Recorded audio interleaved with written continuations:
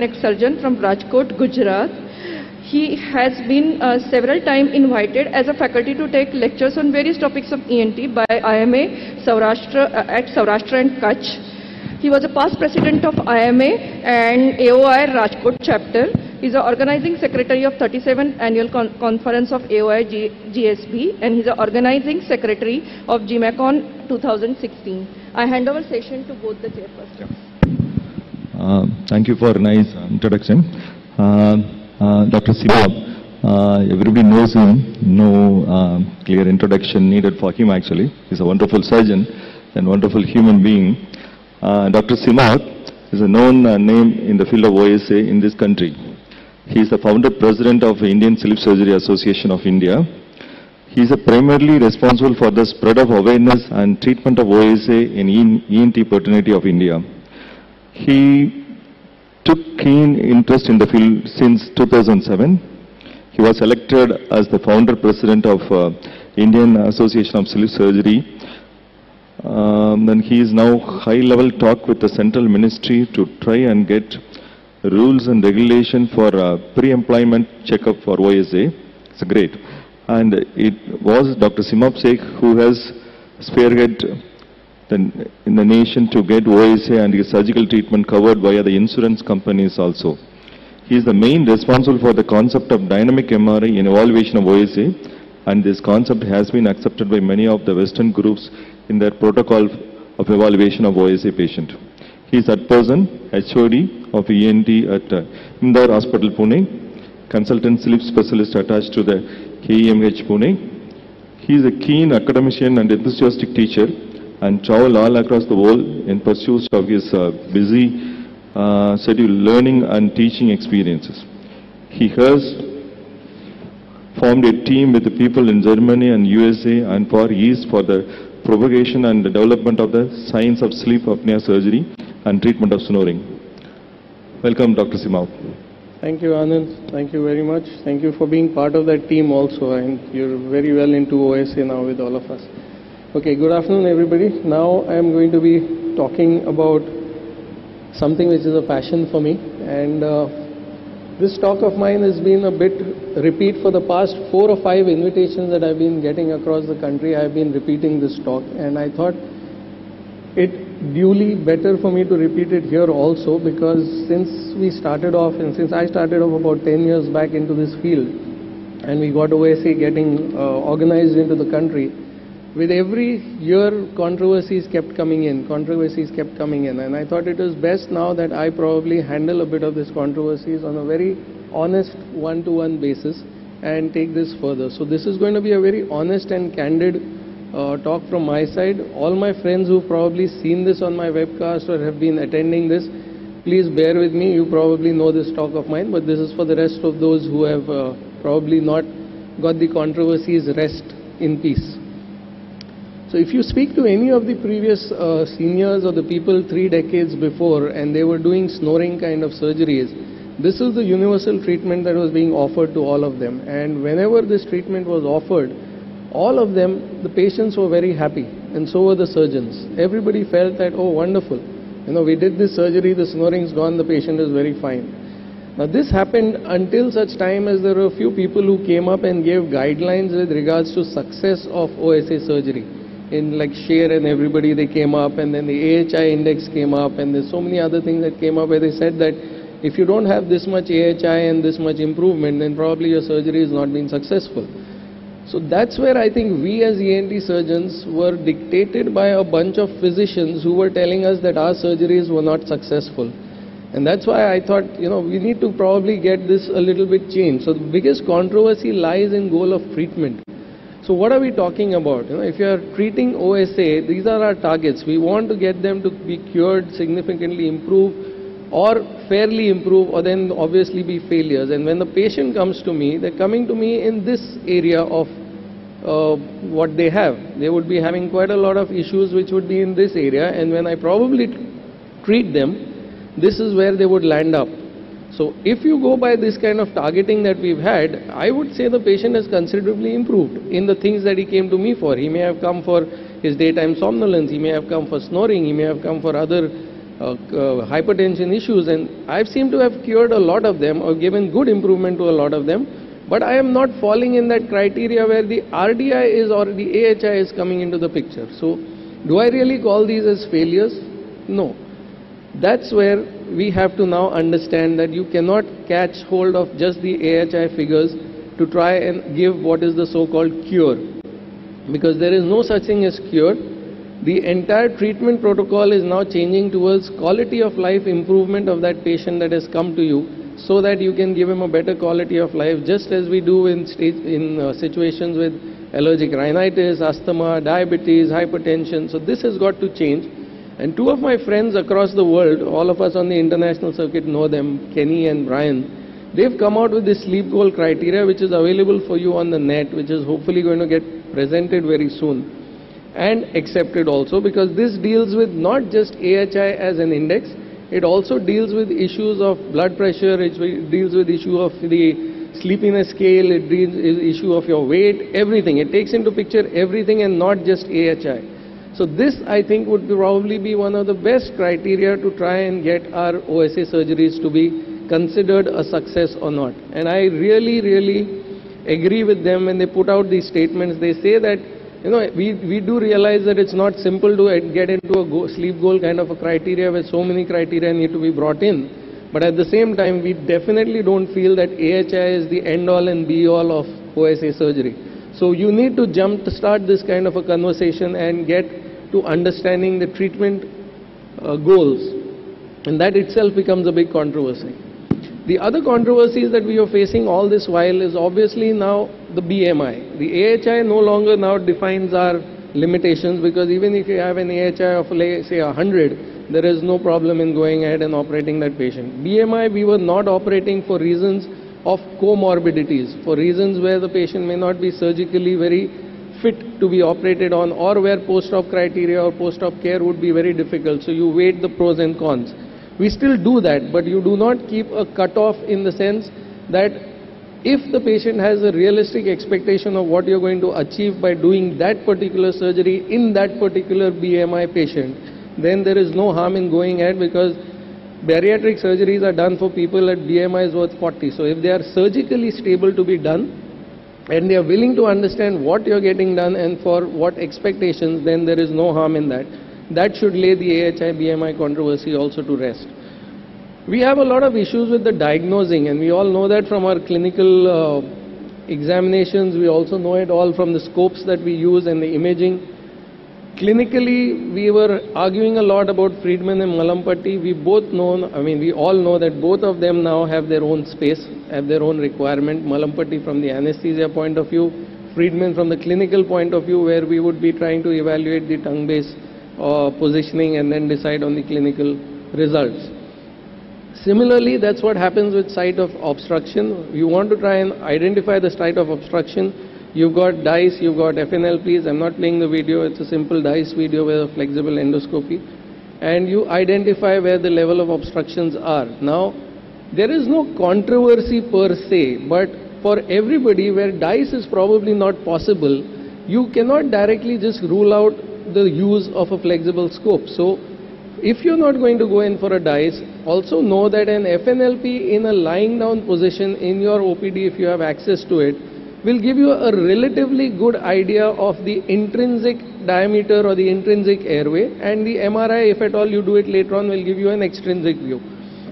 So don't write off the awake FNLP. DICE was being again argued upon because it was unphysiological, because we were using propofol, little extra, and the whole plane of anesthesia and the whole tone of the muscle changes. But with the availability of Dexmed and the availability of using intra-procedural polysomnographies, things have changed. But at the same time, they will continue to have limitations. So this is how we are getting more accurate with the DICE. You do a polysomnography on one side, you are doing your airway evaluation, the other side is showing you the level of the sleep that's happening, and that's how you can probably try and figure out at what level of sleep were you able to do that particular obstruction evaluation. Now, only the word of caution, which I think I will probably also take up somewhere in our medico-legal panel that we're doing in the next post-lunch session, is that you have to do your DICE as a separate procedure from your surgical procedures that you've planned, because in a court of law today, you cannot say that I did a DICE to the patient and then I went ahead and straight away operated on the patient because we had prior consent. There is no such thing as prior consent. The patient has to, in their own understanding, in their own sensibility, in their own awake situation, have been told about the results of the diagnosis that you've made, of the evaluation that you've made, and they must be explained everything, and they should have given you the consent, not the relative. So you cannot post a patient for an 8 a.m. surgery and say, I'll do a DICE before the surgery and then I'll go ahead and do my surgery after that. That's not to be done. The other things that we were facing with DICE as a controversy, we were not able to evaluate exactly at what level we were analyzing it. We had the vertical level, we had the collapse level, but the third analysis what we now need is to try and filter in or figure in an anteroposterior lateral or a concentric collapse. So this is like the oncosurgeons do. This becomes like a TNM classification now, where you are then able to be a bit more specific about what you are actually seeing when you're documenting the DICE, because eventually it is nothing but an subjective study. Something that I may interpret may be different from what you may interpret, so you need to get more specific with the DICE. So when you talk about, say, a V2C, O2L, T2, E2AP, you're getting a little more specific about exactly what you're seeing at those levels of collapses, whether it's anteroposterior lateral or is it a complete concentric collapse. The cine MRIs I have spoken about a lot. What I'm getting into is CBCT volumetric imagings now. It's a little too early to really discuss or decide what happens, but pre and post volumetric assessments with an MRI or a CBCT would probably help us document our results even better. And let's see what happens over a period of time. But for right now, cine MRI remains a non-invasive or a non-interventional method of trying to figure out exactly what is your site of obstruction, exactly how much is the obstruction there, and how much is the diameters in the mediolateral and AP lateral diameters. And that's why you need to use this. And cephalometry you do not rule out, because cephalometry still, for any work that you do on the bony cage, cephalometry would still remain the major test that you need to do, because that will give you the bony diameters that you want to handle and not just the soft tissue ones alone. So we have eventually, after all the controversies, come to an evaluation consensus somewhere where we recommend that you definitely do a level 1 study, but mandatory that you do not do anything without a level 3 study. Now this is, I'm presuming that all of us know the levels. It's beyond the gamut of this particular talk to get into those levels. But minimum level 3, if possible, do a level 1. And similarly, for the site of obstruction, do a DICE, or you do an opaque FNLP in the lying down position and correlate that with a dynamic MRI. So either of these, and if you can possibly all of them, then it gives you a much better correlation as to what is happening. Nasopharynx, nose and palate surgeries that were there, the only controversy that always used to be discussed in all OSA workshops was whether you want to do the nose and the palate in one sitting, nose, nasopharynx or palate in one sitting. So I think a lot of consensus has come on that. It's all depending on the fact whether you're going to really be packing the nose or the kind of procedure that you're going to do in the nose, nasopharynx. 2 majors, 1 minor, 1 major, 2 minors. These are the kind of things that you can possibly do, but provided you do not try and pack the nose. So if you're going to pack the nose, then don't try to do too much there in the palate or in the hypopharynx region, because that's going to create problems post-operatively for the patient. So this is something that you need to keep in mind. And the other biggest controversy was the palate. It still remains quite a bit of a controversy, but certain consensus are very clear on that also. The excisional work is out. We are no longer talking about excisional work. We are talking about reconstructing the palate. We are talking about reconstructing the sling mechanism that deals with the palate causing the obstruction. So everything that you do, whichever kind of pharyngoplasty that you're trying to do, whether it's a reconstruction pharyngoplasty, relocation pharyngoplasty, excision pharyngoplasty, whatever we are doing, you're basically dealing with relocating the palatopharyngeus muscle somewhere on the lateral side, somewhere on the superior lateral side, so that you have an AP and anteroposterior as well as mediolateral improvement in diameter. And that's where the importance lies with the selection, not just of the palate, It also lies with selection of the patient as a whole, whether the motivational factors are there, whether there are issues related to alcoholism, whether there are issues related to accepting what you're going to do with those minimally invasive procedures on the palate. And by minimally invasive, I am still classifying those that handle the palatopharynges as still relatively minor, because we all can very easily do procedures on the palate. Any JR, any SR, any freshly passed out person can handle the palate. It's not such a big deal. But you will have issues when you're dealing with a very, very bulky palate, and that's where even excisional sometimes does not help. So that's something that we will need to keep in mind. This is the new fad, and like every one of us, when something new comes up, we all want to put our hands into it. We want to keep trying, we want to keep presenting.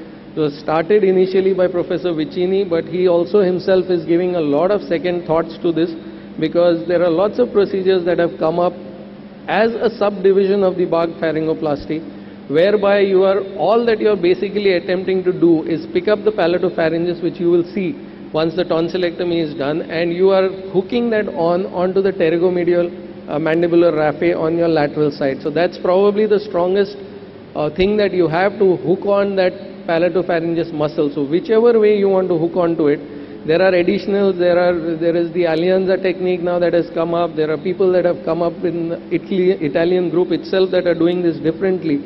But the fact of the matter remains that you are trying to pull it and push it onto the side. Now the sample sizes are very small as yet, because each one who's dwelling into it wants to try to put his own 2 paisa and say, oh, I'm doing it differently like this, and I'm doing something differently like this. The problem in OSA remains is how much can you do everything differently? How much difference can you do to something that is there, which is limited to that area that you're working in? So when everybody tries to do some things differently, we are definitely not going to get those huge sample sizes as yet. So please hold on your horses before you try to start placing a particular surgery in a bracket with these are the results and that are the results. The base of tongue, high and low, is what decides what you're going to do. So it's very obvious that if you have a high base of tongue, you will have to approach it intraorally some way, whichever way you want to do it. You want to do a laser excision, you want to do a coblation excision, you want to do a cautery excision. But if you're dealing with something in the low tongue base, then you probably have to go externally with a hyoid suspension or an RF, or a hyoid added on with an RF based tongue. So these are some things that now the controversies are very clear. We discussed a lot about base tongue, and it has come to this kind of a consensus that if it's a high base tongue, you have to decide that which of the procedures that you're going to do, and those procedures would not be your decision alone, but they would be depending on the patient profile, the kind of facilities and the backup that you have, the kind of your own training skills, because this is something which you should introspect and think before you really get into it. Not that OSA surgery is highly skillful or there's an extreme amount of skill that's required. Extreme amount of wisdom is required in OSA surgery, not skills, I would say. PAP versus surgery was one of the biggest controversies that I've been facing on all the chest forums that you get invited on, and now it is really very clear, because even the chest physicians do acknowledge that their long-term compliances are as low as 40 to 50% with CPAP. So that is literally, it is the same like saying CO2 laser versus radiotherapy. We've got an even balance out there. And there is no harm in us if we get a good surgical candidate for us to be the primary people dealing with OSA, because even if 3-4 years down the road there is a failure or there is a decrement in the success rate, it still matches what the CPAP failures are all about. So we are definitely more important in dealing with OSA as surgeons. Now we all do pediatric OSA, so I won't get into that with coblation, but my only question in pediatric OSA comes is, okay, You've seen a patient, you've seen the x-rays, they've come to you with some mouth drooling or maybe mouth opening and snoring and stuff like that. But otherwise the patient is non-comorbid, and most of the times eventually there is a little bit time that goes in treating their allergies, where you probably land up using Montelukast or something for a month, and the patient improves, or the parents feel that the patient is improved. Now you have a patient diagnosed OSA, you know that this guy is going to benefit with surgery, you also know as he's improved and the parents are not really very keen on it, and you also know that the patient is non-comorbid. So does it really make sense to go ahead and operate such patients? This is a study that was brought out, it is something that you can pick it up on the net. This is the very good meta-analysis of the entire situation that I spoke about, and they said that if you want to prevent the neurocognitive issues in a child, then the earlier you operate is always the better. And today's date, we have equipment whereby and safety measures, so the earlier you operate in a pediatric OSA, it is always better. Lay that controversy to rest. No controversies in all this epiglottis. I'm going from top to bottom, so I'm trying to remove as many controversies as I can. There's hardly any controversy in removing the epiglottis. There's this which is not to be done, that's why I put this up. UP3 was done on a highly comorbid patient, and I was called in to do a tracheostomy for this patient because they couldn't wean him off the thing. This is absolutely not to be done. The other biggest controversy, do you want to do everything in one stage or do you want to stage out the particular procedure? Now the choice of this would eventually depend on not us alone. A lot of issues. In the days of medical tourism, initially I was a very big proponent of single level multi-stage surgery, but with medical tourism coming in, you have patients who come for maybe 8 or 10 days to you, and you cannot sit and keep calling them 10 times from there. So you've got to tailor make your decisions between single level multi-stage or single stage multi-level kind of surgery, and it would depend a lot on where the patient is coming from, what is his motivation, what's his socio-economic status, what is the kind of collapse that you're finding, are you really, confident enough that this particular single stage surgery is going to do a lot of wonders for this particular patient, except for MMA. And your own factors will come into, but eventually the risk to benefit ratio of the patient is what will decide whether you will discuss with the patient a single level or a multi-level surgery in the same setting. So very important to keep that risk to benefit ratio of the patient, not you. And you will also realize as you deal more and more with OSA patients that the changing trend is mostly towards going as non-invasive as you can, because that's what even the patients really want. About hypoglossal stimulators, so much has been said. So much has been said over the years. 10 years back when, I started off, we used to say this is the future of OSA surgery, and surgeries were performed in Australia, in Canada, in many places. The FDA approvals were got, results were kind of shown, but there was such limited samples that results really didn't matter. Now 10 years later, even now my future in India slide still remains hypoglossal stimulators. So 10 years back I used to say future of OSA, hypoglossal stimulators. 10 years later I'm still saying hypoglossal stimulators future. So I really don't know whether in my lifespan or in the next 2 decades whether this will really happen, but it is something that we have to keep in mind. So I will like to be very brief, and I will end in the next few slides only, where I'm now telling you that definitely AHI normalization is not our goal, and your end point should be a safe and a happy patient, and of course their bed partners. You've got to factor in a lot of things, accept partial improvement where it's there, make sure that the failures are tackled in well. Obviously the counseling part we'll tackle in the MLC situations where realistic expectations have to be given. And in the next few slides I may ruffle a few feathers, but it's purely unintentional, so please think aloud when I'm talking about this, when I'm saying this, that when I do this, now that I'm doing, why am I doing this? Am I doing this just so that I can come up on the dais here and make a presentation and say, oh, I'm doing something different?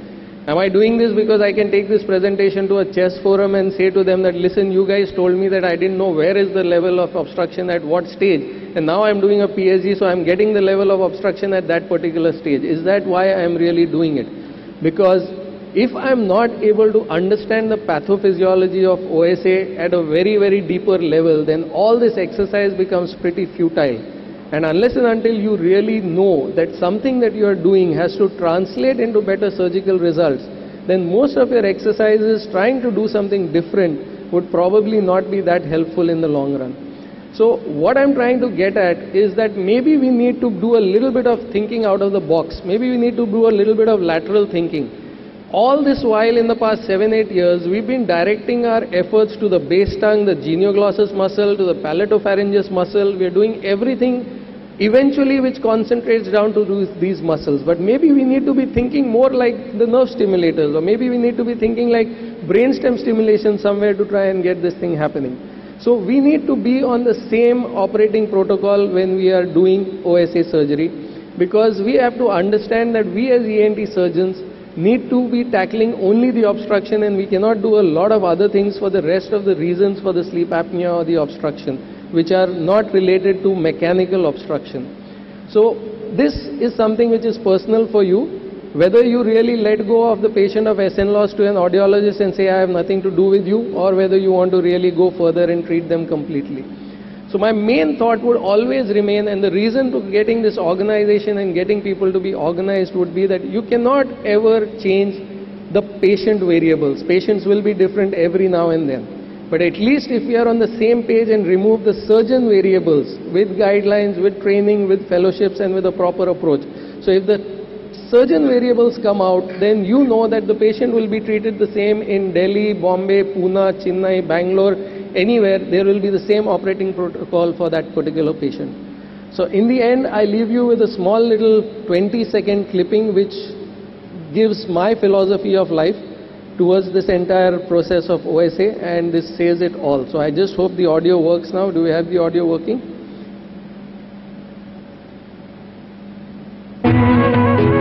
मुझसे बेहतर कहने वाले, तुमसे बेहतर सुनने वाले, कल कोई मुझको याद करे, क्यों कोई मुझको याद करे, मसरूफ ज़माना मेरे लिए क्यों वक्त अपना बर्बाद करे, मैं पल दो पल का शायर हूँ. Thank you very much, because this is Paldo Palka thing in this suffer of this OSA, and tomorrow there will be others, there will be better people than you listening, better people than me talking, but the journey will have to continue. Thank you. Thank you, Dr. Seemab. It's a wonderful presentation. Thank you. If there is any question from audience?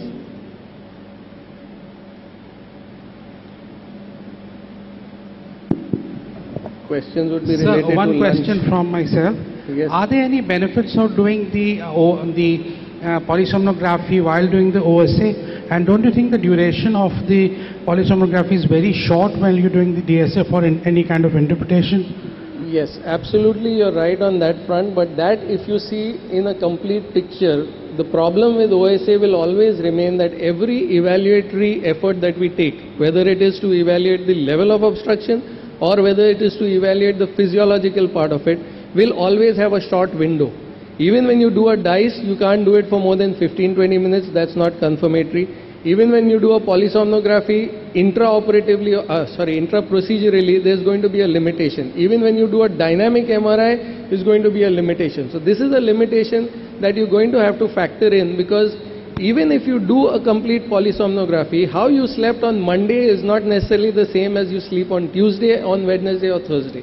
Which does not mean that you can continually keep on doing these evaluatory procedures. We tend to take a random one snapshot of either your sleep patterns or your obstructor level patterns, and then you work on that as a baseline. Because this is an argument that's always going to remain. You are going to say, now the best thing would be to do a dynamic MRI night long along with a intra-dynamic MRI PSG, but that's not logistically possible. So how are you going to get over these hurdles? It's not possible in OSA to get over these hurdles. And one more thing, sir. If AHI is no more the criteria, how do we conclude the surgical results? First thing. And the second thing is, can we have a situation where the snoring is gone and the AHI is abnormal? And the AHI is abnormal. Yeah. So that situation is very much possible to answer that second part, because it's like we always say that the snoring is just a symptom of your disease. Removing the snoring does not mean that the OSA is gone.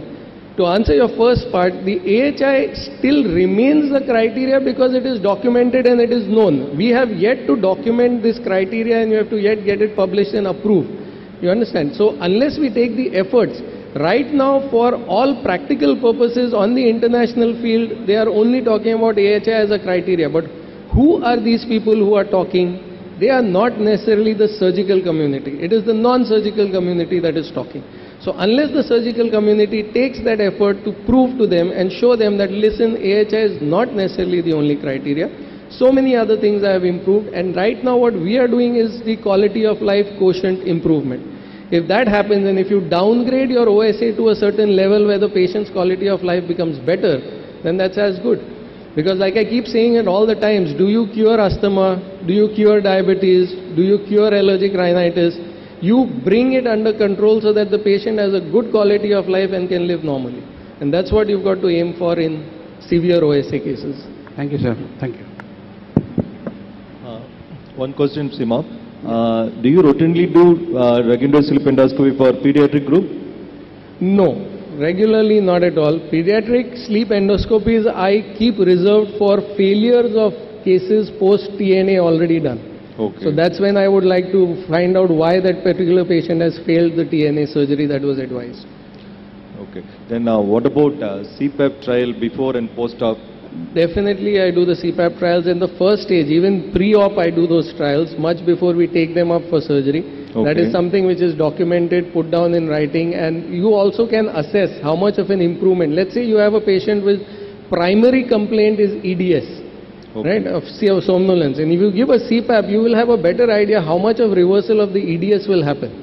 So that way you will have a better judgment about how aggressive you want to get onto this patient. Okay. How long you advise to go for a CPAP trial No, pre-operatively? I don't give them a time limit. I tell them please go ahead and use it as long as you can till you think that you are either comfortable or not comfortable with it. So Okay. give yourself a time frame of your own. Don't write it off too early in 3 days, 7 days, 10 days.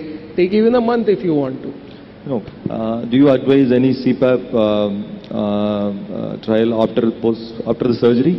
Immediate post-op, not really, unless it's really needed at the, patient has a really high BMI and you've been using it for a very long time before that.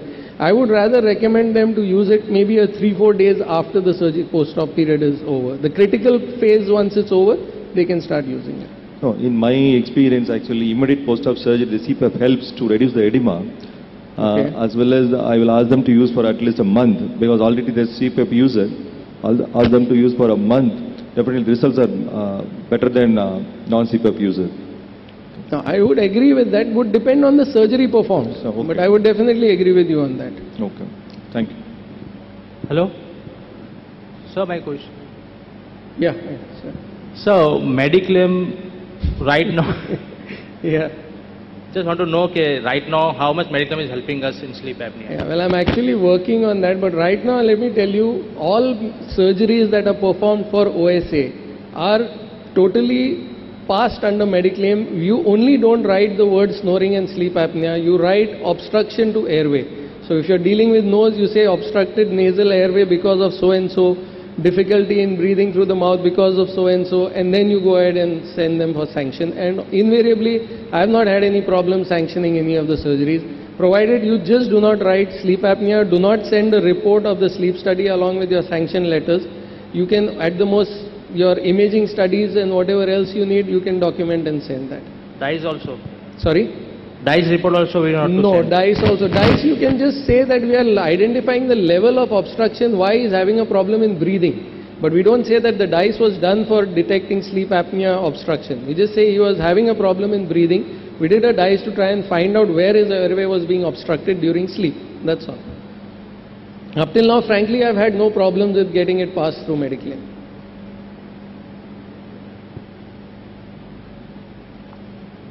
Done? Thank you.